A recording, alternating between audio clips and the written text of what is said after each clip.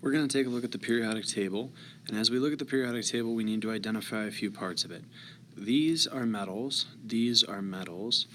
Everything in yellow that we see here, these are a specific type of metal. These are called our transition metals. They have a unique behavior. Some of these basic metals over here in green, some of these will follow the same rules as our transition metals that we'll identify in a moment. Everything in blue here, these are semi-metals. We're not going to do a whole lot with these at this moment. And then this darker and lighter purple, these are all non-metals. So these are critical. Everything down here, these are called the noble gases, and we'll talk more about later why those are their kind of own unique special group. And as we focus on ionic bonding, we're mostly going to be looking at these metals, these nonmetals, and then these metals bonding with these nonmetals.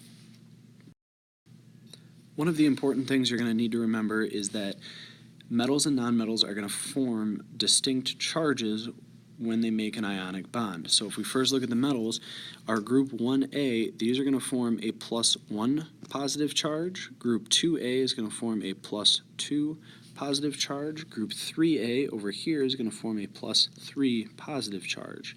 Now we're going to work from the right to the left. Let's look at group 7A. It's going to form a -1 negative charge. Group 6A is going to form a -2 negative charge, and group 5A is going to form a -3 negative charge.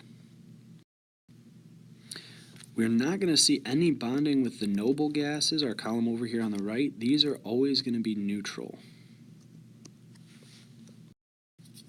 Our transition metals, which we identified earlier that I'm going to box in yellow, all of this, and then we're even going to include these metals here in green, all of these, those are going to have what we're going to call a variable charge.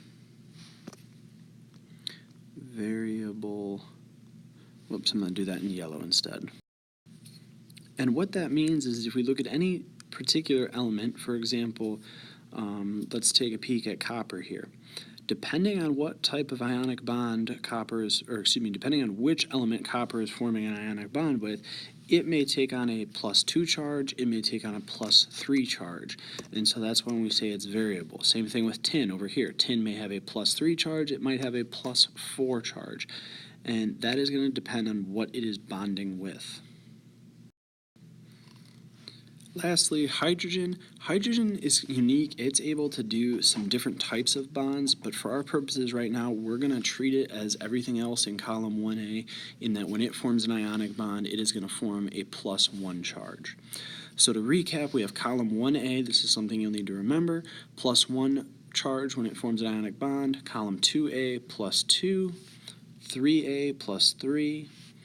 7A -1, 6A -2, 5A -3, and then all of our transition metals moving into even these metals down here in this grouping, the green ones, these all have a variable charge in that it can change based on what elements they are bonding with.